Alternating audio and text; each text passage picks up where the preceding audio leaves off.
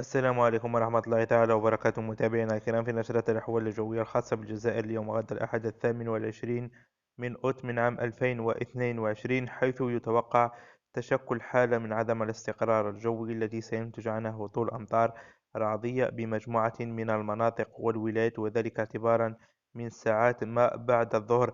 يتزامن هذا مع كتلة هوائية حارة ستعمل على رفع التدريجي في درجة الحرارة بعدة مناطق وولايات كذلك بإذن الله تعالى.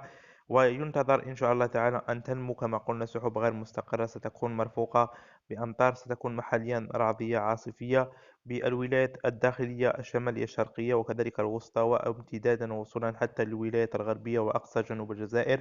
والولايات المعنية هي كل من سجارست بساخن شلبتنا كذلك سطيف قسنطينة بئر العاطر، كذلك وصولا إلى كل من شكيكدا جنوب جيجل وبجاية. أمطار رعدية ستكون محليا معتبرة، كذلك ستطال بعض الولايات الوسطى كالجلفة ربما أفلو. وعواصف رعدية ستؤثر على الولايات الداخلية الغربية عند كل من سيدي بن رأس الماء المشرية ووصولا حتى للبيض.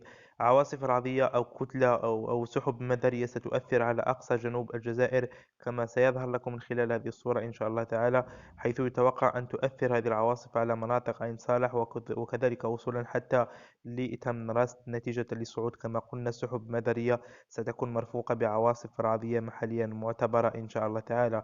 تزامنا مع هذا كما قلنا ارتفاع في درجة الحرارة سيسجل نهاية هذا الأسبوع بعدة مناطق وولايات من الجزائر، حيث من المتوقع أن تسجل في حدود أو تستقر درجة الحرارة العليا في حدود 39 درجة بدي سيدي بلعباس، كذلك وادي الأبطال 41، جليزان 42، شلف 41 وصولا إلى ثنية الأحد 35، امتدادا للبويرة التي ستسجل 37 درجة.